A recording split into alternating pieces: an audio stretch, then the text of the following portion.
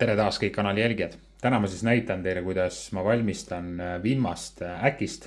On ta siis selline äkise ja Ladina-Ameerika pärase ceviche'i vahepealne asi.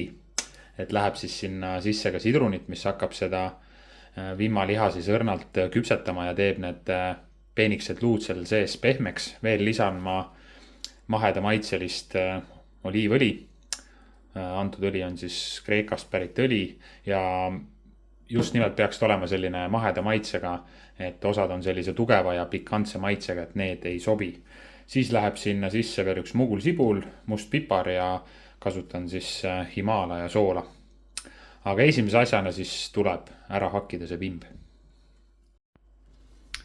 Ja enne kui ma hakkima hakkan, siis ma teen tavaliselt siia küljejoone alla sellise sisselõike ja eemaldan siit ühe valge solkme. Tuleb seda hästi vaikselt tõmmata, siis ta tuleb ilusti välja. Ma päris täpselt ei tea, mis see siis on, aga ma arvan, et see on seotud kala küljejoonega. Et mina võtan need alati välja. No muidugi võib selle nagu ära süüa, aga ma ei tea, minu arvates ta ei näe väga isuratav välja.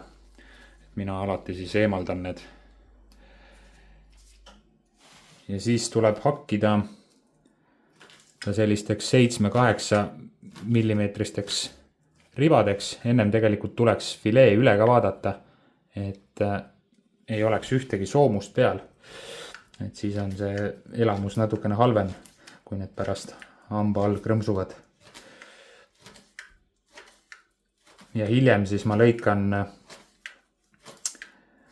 nad ka ristipidi kuubikuteks. Praegu siis hetkel veel on kuulda, et noaga lõikad siis need peenikesed luud siin krõbisevad. Aga hiljem see sidrun ja õli siis küpsetavad need luud täiesti pehmeks ja mitte midagi ei jää tunda. Aga kõiki komponente siis tuleks lisada hästi mõõdukalt, et säiliks siis vimma hõrk maitse, et ei panema siis liiga palju sidrunit ega siis ka soola, pipart. Et see vimma hõrk maitse peaks säilima siis nii palju kui vähegi võimalik.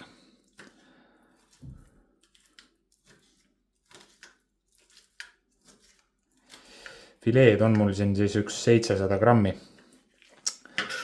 Et selle kõige hakkimist ma teile näitama ei hakka, muidu läheb see film meil siin päris pikaks.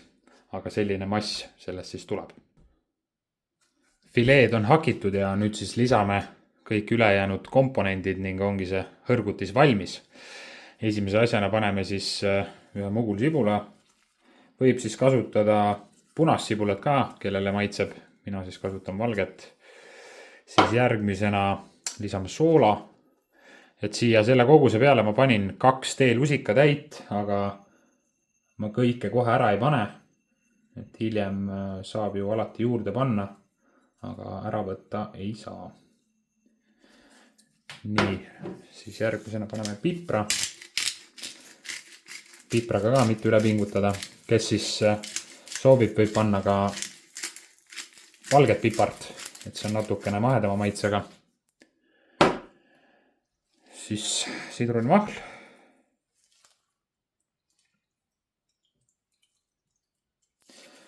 Poole sidrunimahlas siis sellise koguse peale on küll ja veel.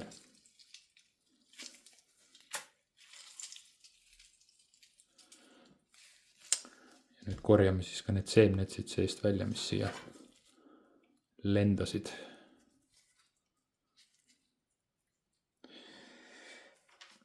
Nii. Ups. Ja viimase komponendina siis lisame selle õli. Õli ka siis väga palju ei tohiks panna. Ja nüüd ei olegi muud. Nüüd tuleb see ära segada ja valmis ongi. Segasin ma selle massi siis korralikult läbi, et nagu näha võib, siis see liha on juba õrnalt selliseks valgeks tõmbunud, et sidrunimahl oma tööd seal juba teeb. Et hea oleks ta panna siis paariks tunniks külmkappi, siis on ta hea. Kõige parem on ta järgmise päeva hommikul, aga ma arvan, et minul lendab esimene sai sinna rösterisse, nii kui see kaamera siin kinni käib. et on ta minu jaoks siis kevadel üks tõsine hõrgutis. aga ma loodan, et teile mu retsept meeldis ning näeme juba järgmises videos.